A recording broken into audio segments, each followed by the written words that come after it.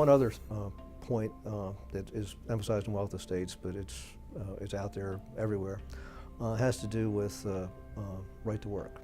There has been a perception, probably since Grapes of Wrath back in the 30s, that the relationship between workers and business owners must necessarily be adversarial. And I reject that notion completely.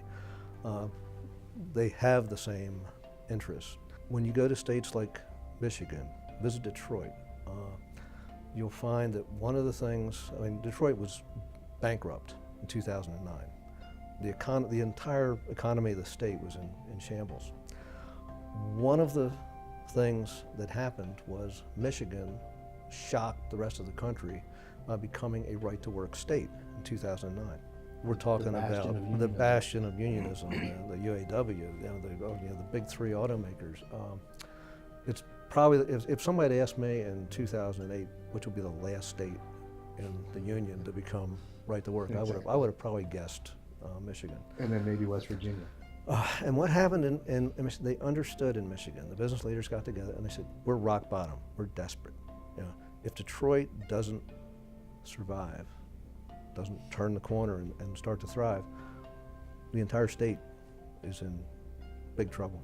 They got support politically from the entire state and from Detroit, implementing right-to-work laws that apply to private sector employers, not the public sector. In Maryland, in many states, union employment really is public sector. It's municipal employees, it's police, fire, school teachers, you name it. Right to work, I'm not saying that, you know, all of a sudden all kinds of manufacturers came to Michigan because, oh, now they're right to work, but I can tell you that when companies are looking to locate in a state, the first box they check is this state right to work?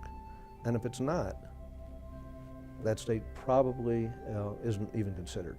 And you know that as a developer, not just as someone representing MBRG. You see that every day in your business. Absolutely. And we have enormous opportunity in Maryland with Sparrows Point, the now Trade Point Atlantic. It is probably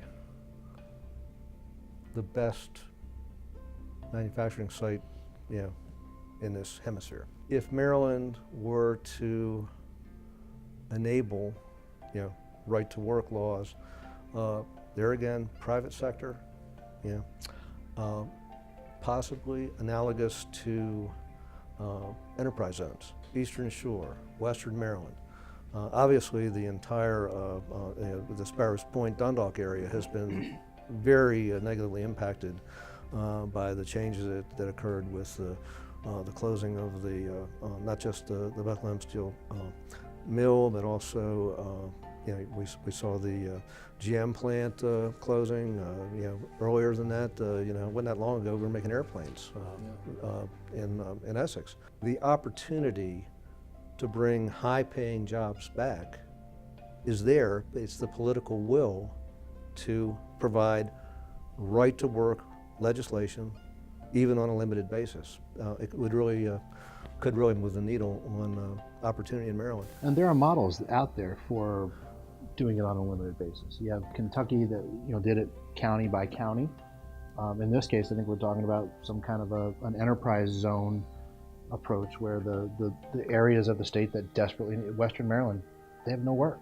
They desperately need something like that. If you just Google right-to-work states and look at the map of right-to-work states, you'll see that basically everything, with a few minor exceptions, east of the Mississippi, south of the Mason-Dixon line, is right to work. The most recent state to become right to work was West Virginia. I mean, you're talking about, you know, union, mining industry, and they realized that in order to have opportunity, they're going to have to become right to work. It seems that the states that have done that, it's because they've recognized that they need to do something, and it was a desperation. Now, Maryland, I don't know that we have that level of desperation since I'm going to say probably since the 1950s. Eisenhower was president, we had the growth of the military-industrial complex. That's when the federal government just grew geometrically and provided an awful lot of opportunity in Maryland. That's why we rank high in income. It's one reason why our income tax is high, because we had many federal workers living in Maryland that were not working within Maryland. And so it was smart for Maryland to have higher levels of income taxes. That way we got the money. I'm not sure that's the case now. I mean, I drive down 83 in the morning, and I'm telling you, I see an awful lot of Pennsylvania license plates when I'm driving to work in the morning. So I think that the idea, I think we might have flipped where we have more people actually working in Maryland and living outside of the state now. You know, I think a lot of people don't really understand what right to work means. It's easier to look at the other side of it, I think, and what it really is forced unionism. So right to work says that you have a right to work anywhere you want to and don't have to join a union.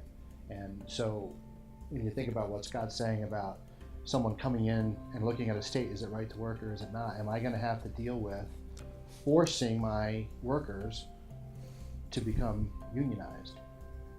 We've seen, you look at all the industries in America that are really hurting or barely existent anymore. They're all heavily unionized. One nuance about right to work is in many cases you're not actually required to join the union. You're only required to pay union dues. The theory being, we join the union if you want to or not, but you're getting the benefit of the collective bargaining, and that's why they require the people join the union. All we're suggesting is that it's worth a conversation in Annapolis, serious confirmation, open-minded. What might this do to Maryland?